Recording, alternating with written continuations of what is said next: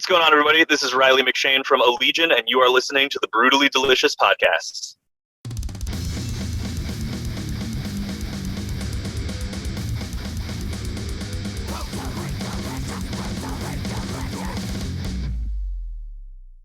Hey, there we go. All right. Hey, man, it is good to see you again. Yeah, how you guys doing? Doing all right. Hey, before we even get started, a year and a half later, we still revisit your episode from way back. You gave us singing lessons, and then you introduced us to urethral sounding, which I think we try and bring up in every fucking podcast. How could I forget?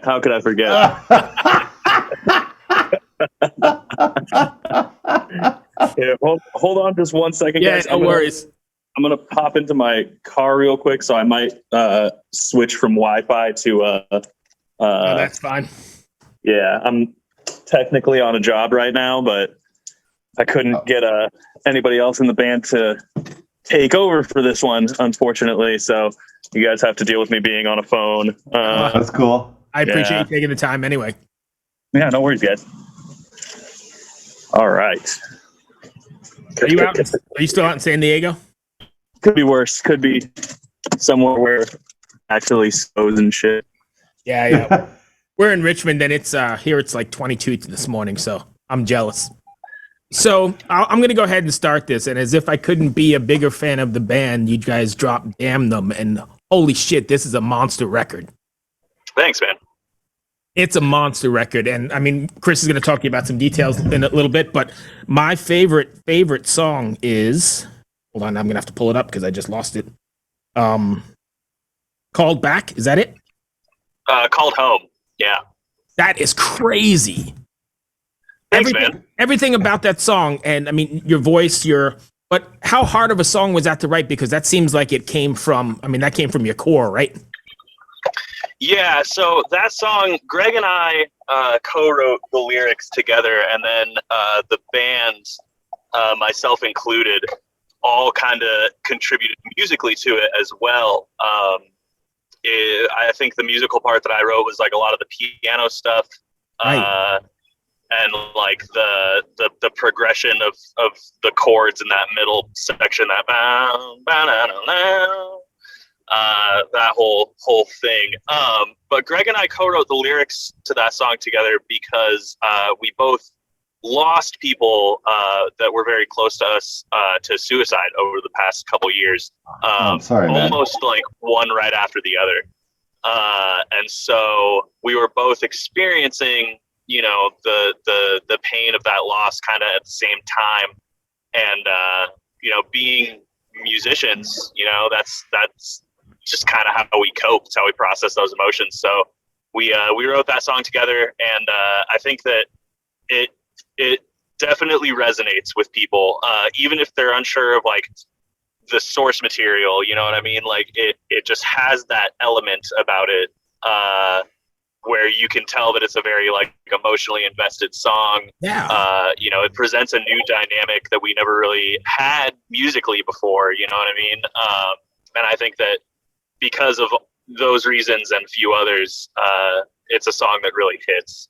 Well, yeah, because like I said, I've listened to it a few times, and that's the one that I keep going back to. And I don't know any of the stories that you just told me, but it connects, and it's, yeah. I don't know. I guess you never really thought. I mean, most people don't think that extreme metal and extreme music can connect like that, but fuck, that song connects. Yeah, that song was definitely written to hit for sure. So I'm glad that its intended purpose is coming across. You know what I mean? Success. Yeah, that's awesome to hear, man. Chris. Well, first of all, I'm really sorry to hear about that.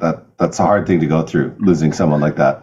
It's not easy, and especially because sometimes you don't feel like you can have closure, and there's all kinds of other things that go along with someone choosing or someone being ill enough to take their life. I won't even say choosing, because I don't necessarily think they choose to do that, But. Yeah. More often than not, it's it's just like the snowball gets too big, you know what I mean? Like it's just one thing after the other, and then it just kind of culminates to that point. And yeah, and you're right. There's a lot of stuff in the aftermath, right? There's always, that song starts with the lyrics, in the web you left behind type of thing, because there's always so many things that come to light after the fact, you know what I mean? And not only with their lives and their struggles and their processes and, everything that led up to that point, but also like the gamut of emotions that you experience as one of the people that is left in the wake of something like that. And I think that that's really where that song shines, is that it's like, the sadness is there, the anger is there, the grief is there. Like the dynamic of the song was really made with the intention to try to exhibit all of those different things. So yeah, it was a shitty thing to experience, and those people are still thought about every day. But I'm glad that I'm in a position to have that outlet with the Legion, to be able to kind of channel those emotions and hopefully give someone who might be thinking about taking their own life, or someone who recently experienced the loss of life in that way of a loved one, to have something to maybe guide them along the way. How cathartic is that for you? I didn't really realize how cathartic it was going to be until I was recording. It was one of those songs where it was like, while I was writing it, I was still so in the moment, you know what I mean? Like I was still like, all those feelings were still so present. And the time between writing and recording was pretty significant, better part of a year. So I had, for the most part, kind of like thought that I had like done my healing and done my processing, and it wasn't until I was like in the studio actually recording the parts that I just started like coming apart at the seams, man, like just losing it. And we all felt it. Like it was one of those things where like our recording engineer during that middle section, when I was like kind of giving the vocal delivery on that part, he was like, "Hey man, like, do you need to take a break?" And I was like, "Yeah, dude, like, let's take 5." And I walk out of the vocal booth, and the first thing he does is just like fucking hugs me with tears in his eyes. He's just like, "Fuck, dude, this song is fucking rough, man." And I was just like, "Yeah." That's awesome. So, it was very cathartic. It had a big emotional impact on everyone involved. But I'm just glad that it's out there now. You know what I mean? I'm glad that it's there for other people. That's awesome. So on a totally different note, so to take a left turn here, I was listening to Of Beasts and Worms, and first and foremost, holy shit, did that kick my ass. Like, fuck me, right in the nuts, like right between the nuts, and it made its own hole straight up. But the vocal production on that song in particular is probably some of the best metal vocal production that I've really ever heard, to be honest. Thanks, man. You go through like all of the voices that you got. You got the guttural, you got the pitch scream, you have the straight scream or the straight singing. But just the way it was layered, like you'll have this like mono or slightly doubled vocal, and then it will split into stereo with the third up the middle, and like there's all of these subtleties going in to how that vocal was produced. How much of that were you involved with, and who was the producer? Who did all this stuff? Yeah, so Dave Otero at Flatline Audio is the producer. He's the guy who did all the magic. As far as like how parts were written and how it was all like kind of decided on, that is, I'm gonna say like 85-90% me, and then the other remaining percentage is Dave, because Dave always contributes creatively to the recording process. Like if he hears something in his head that he wants to try out, like he has zero hesitations about being like, "Yo, let's try this thing. Let's see if it sounds cool." So I'm trying to think. Like I think that some of the, like, I knew that I wanted to have a harmony, for example, right? during like the back half of the chorus. And I had written the harmony, and then Dave kind of came in and like tweaked it a little bit to just make it sound like exactly how it should. Yeah. So yeah, that's a lot of Dave. I mean, there's parts on that song that like I kind of wrote on accident. Like I remember when I was writing the intro, when I'm writing, usually I'll kind of just like mouth patterns to myself before I start like getting into the lyrical content, because I want to have something of a framework, right, when I'm working on lyrics, so that I can create cadence and have the lyrics read well, so it's not just like, you know, random placement of lyrical content. And when I was doing that, I was like, okay, like, you know, just kind of like mumbling to myself, going over the intro. And then as I was doing that, I was like, oh shit, like this intro part might sound cool in like a bass baritone type of timbre. Well, that's where like, oh, go ahead. That's one of the things that stuck out to me right away. I was like, I don't know what's going on here, but I fucking like it. Yeah. It was a lot of experimentation on this album overall, but that song particularly, I think really, because I had written my parts for that song pretty early on. I think it was like the second or third song that I had written for. And it gave me a lot more confidence in just being like, you know, sometimes ideas just like come to you, and instead of shooting them down or being like, oh, this doesn't fit the mold, just fucking go for it and see if it works, you know? And in this case, it did. Sometimes it doesn't, but like, you never know until you try. Yeah. One thing that always blows me away about your band, but you in particular, is the level of control that you have over every part of your voice. Like, thanks, like it almost seems kind of superhuman, you know? Because I'm not I'm not being facetious here, but like you have it live too, which is what makes it more believable to me. Otherwise, I would think there's no way that this is happening, that he's going from like this, from all these different kind of characters and abilities. How much time do you put in practicing? You know, I just want to know from a curiosity point of view. I sing. Yeah, I sing for about an hour every day. Yeah.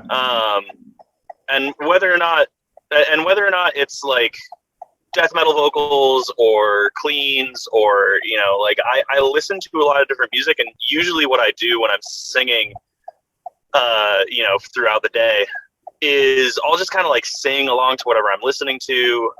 Occasionally I'll like run through actual like proper warm-ups and stuff, but that's usually not unless I have like a vocal performance coming up. Yeah.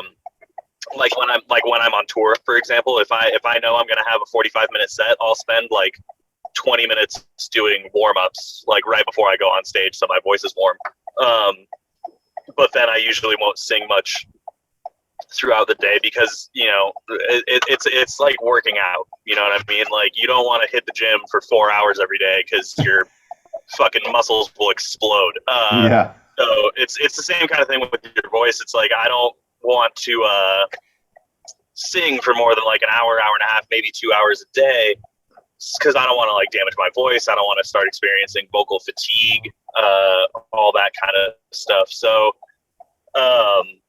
yeah, but as far as like the styles that I practice, or like if I have a practice regimen or something like that, it's honestly usually just like kind of off the cuff. Like I'll just start singing something while I'm driving around, or you know, kind of, you know, be like, oh shit, like I haven't really warmed up today, and go through my warm-ups. But I definitely sing every day for at least, you know, 45 to 60 minutes. Nice. How does that translate into the recording process then? So, and this is something that I already know, but I need to ask so people can hear it back from someone way more famous and way better than I am. How do you translate that into the recording process, right? Because you'll often meet a lot of novice singers that they just want to sing all day through the whole recording process. And that's always a terrible idea. Right. So how do you navigate that? Well, I go in warm. That always helps because I'd say that my voice has about an 8-hour lifespan per day, right? And that's with timed breaks and, proper warm-ups before I go into it. So what I'll do is I'll spend, 20, 30 minutes before I go into the studio, warming up, just like singing stuff, getting my voice, running stuff from either end of my register and getting comfortable pretty much wherever so that I can jump right into those parts in the studio. Also knowing what I'm going to record that day, because everything is done in a segmented way, right? So like I'm not recording the songs straight through like you hear them, right? Like I'll do, a whole day or a whole couple days of like just my low growls and just like go through the whole album and get all of those taken care of so that my voice can like settle into that space.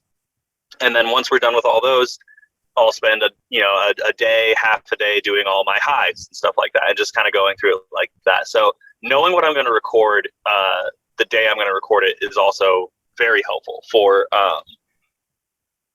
knowing how I'm going to warm up. As far as lasting throughout the day, it's just all about time breaks and like knowing how to treat your voice. Knowing that improper form and like not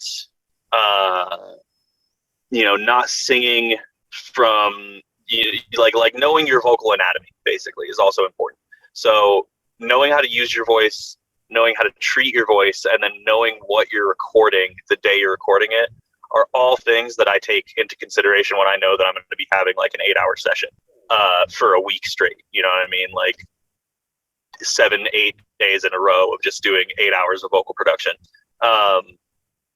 So yeah, I mean, and of course the time leading up to those days is also important. Like making sure that my voice is in tip-top shape for months ahead of time before I go into the studio, instead of just being like, oh, well, I'm not recording or touring. I can just kind of, let my voice kind of slide and then, end up in the studio and be like, oh, I sound like shit. Like that's never something you want to do. So there's a lot that goes into it. And when you say time breaks, like, how do you judge your break? Like, do you say, okay, I'm only going to sing for 30 minutes, then I'll take a break? Or do you say, okay, I'm going to wait until I feel my voice getting warm? How do you go about that? So when I say timed breaks, I mean timing the actual break. So I'll set a timer on my phone to 5, 10, or 15 minutes, depending on what part of my voice I'm using and how long I need to like recover. So like if I'm doing low growls and I start to experience a little bit of vocal fatigue, I'll just take like a 5-minute break, drink some room temperature water, not talk at all. That's what taking a break is it's not just not screaming. It's like nothing. But yeah, that's what I mean. Is like taking a break means like completely stopping using your voice. So no talking, no singing, just like drinking water, taking a timed break, making sure that you're giving your voice ample time to rest.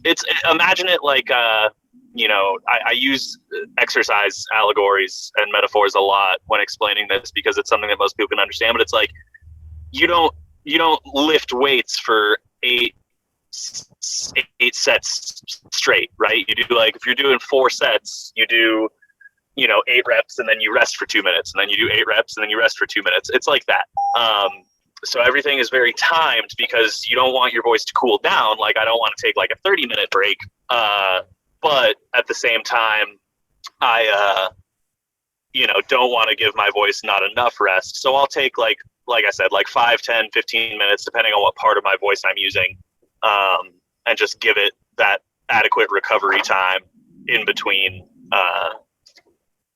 takes or songs or whatever. Cool. I'm sorry to ask such a technical question. It's just, I really look up to the way that you can perform. So, and I think it's also good for people to listen. Man. I think it's great for others to listen because it's important. I record vocalists all the time and they'll try to push themselves until it can't be done anymore. And sometimes even when I say, okay, you have to stop now, give yourself recovery time, they'll be like, no, I'm good, and they'll try to push through, and you always end up getting way less work done.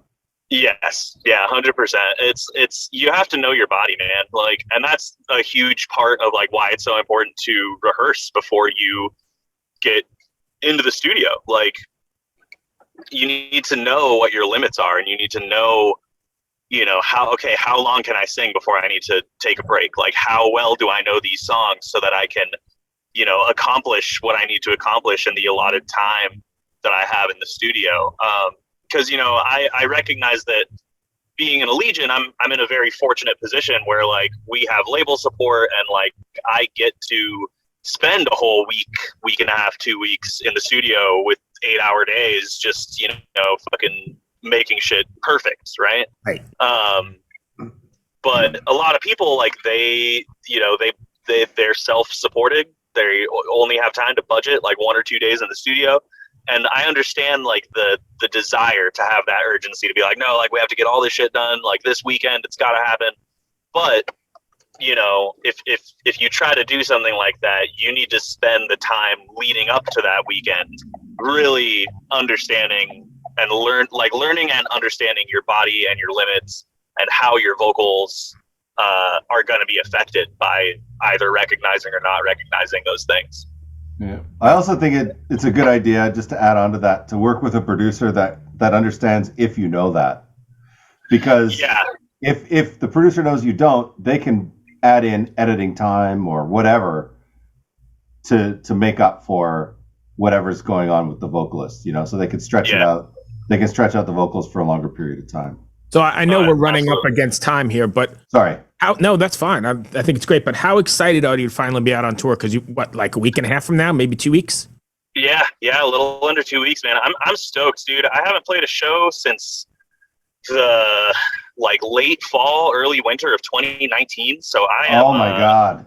Yeah, dude, I'm ready for it, man. I can't wait to get back out there and hang out with fans and meet new people and see old faces and just get back out on the road and do what I'm best at.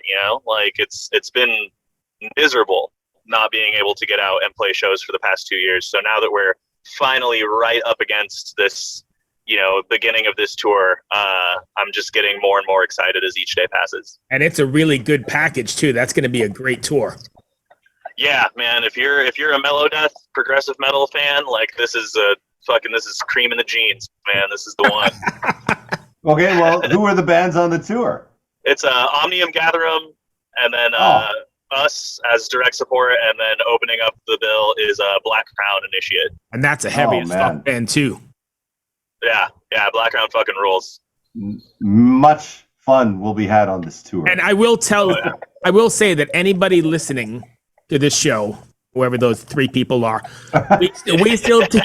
we still talk about the best show I think I've ever seen, and I've seen so many, is the little tiny lounge on the top of 70,000 tons where people were ripping the ceilings down, and you guys are just smoking the shit out of it. There is nothing better than that night. Yeah, that's to this day one of the most fun sets I've ever played. It's like, what's really cool, or the thing that I take away the most from that whole experience at 70,000 tons is that like when we play, right, like we're always just in one market, whether it's in New York or Chicago or Milan or Barcelona, wherever it is on the globe, we're still limited to the audience response of that single market. But with 70,000 tons, like you have people from all over the world coming to this one event. And so getting to experience like that level of fan interaction where it's just like people from all over the fucking place being at that show, like experiencing something that they like went out of pocket pretty deep to be there and experience, like it was like their dedication was reflected so brilliantly in their crowd participation. And being able to experience that like we did in the Pyramid Lounge during 70,000 tons is like something that it's a memory I value very much, because the whole fucking place it's a rare thing. Yeah, the whole place was all they were in, losing their fucking minds. All I all I can think of is a from man. the stage all the way out of the room to the elevators. It was the whole room. There was like not a single inch of unpacked space in there. I was just like, holy shit. Yeah, it was fucking brilliant, man. I loved it. Well, I think it filled up that much. Well, a lot of people were there to see you, obviously, but I think before that you did a 5 a.m. set on the pool deck. I think somewhere around there. Am I correct in that thinking? Hello? Yes, yeah. Our first set was at 5 a.m. on the pool deck, and it wasn't quite as packed because it was 5 a.m. on the first day. I remember though, after that show, I woke up and I was out, and everyone's like, "Holy fuck, you missed the best show on the pool deck, man!" And it was like the buzz all over the boat was the fact that everyone missed that show. And that's why everyone went to the Pyramid Lounge to see it. We're going to let you go anyway. We're coming up on our next one, but I appreciate you taking the time, man. I always love chatting with you.